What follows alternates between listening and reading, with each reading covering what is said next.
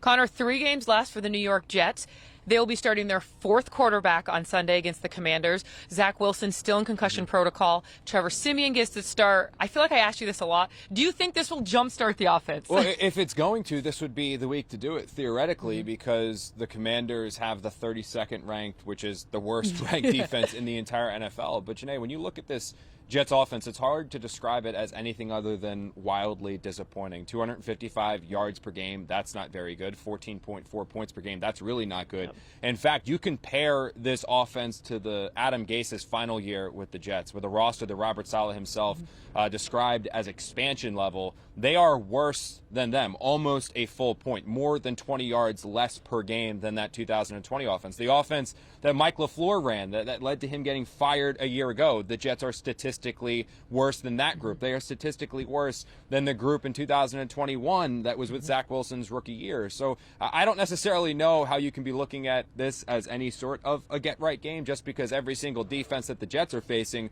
are looking at them as the get-right game. So, yeah, there are concerns there, and more specifically with that offense last year, they are statistically worse than all of the games that Mike White did not play. So this isn't just like we're sugarcoating it with the games that Mike White went off on. So this is an offense that is absolutely in a rut, struggling theoretically. Yeah, get it going against a bad defense, but that bad defense is looking at the Jets saying, hey, we can get going against them.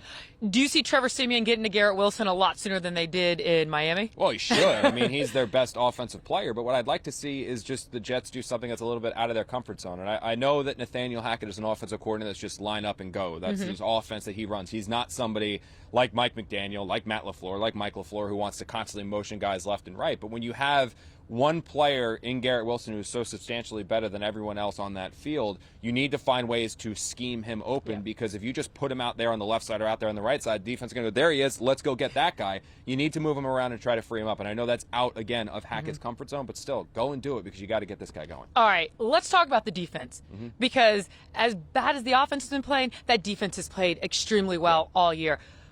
Coach Ulbrich, he deserves a head coaching job, and that's pretty much what Saleh said on Friday. Yeah, he did, and Saleh received some criticism when he first put this staff together because of how young they were, but his mindset was everyone is going to progress. The positional coaches are going to become coordinators, coordinators are going to become head coaches, and I think that Jeff Ulbrich, the job that he has done the last 2 years, specifically this year with this group, without getting any kind of form of complimentary football from his offense, puts him at the minimum to be in the coaching cycle and getting interviews. Whether he gets a job, we'll see. He's still a defensive-minded coach, and that obviously is something he's going to have to overcome because everyone wants the hot-shot offensive guys. But he absolutely is somebody that has shown production. He gets the most out of his players. He's developed players. And like Robert Saleh said, he's absolutely a head coach, and I think he should get that consideration. Connor, 3 days before Christmas, did you make the nice list? I hope so. I hope so. I don't know. If you ask people here at the Jets, they probably say no. He's the Grinch over here. All right, for Connor Hughes, I'm Jeane Coakley.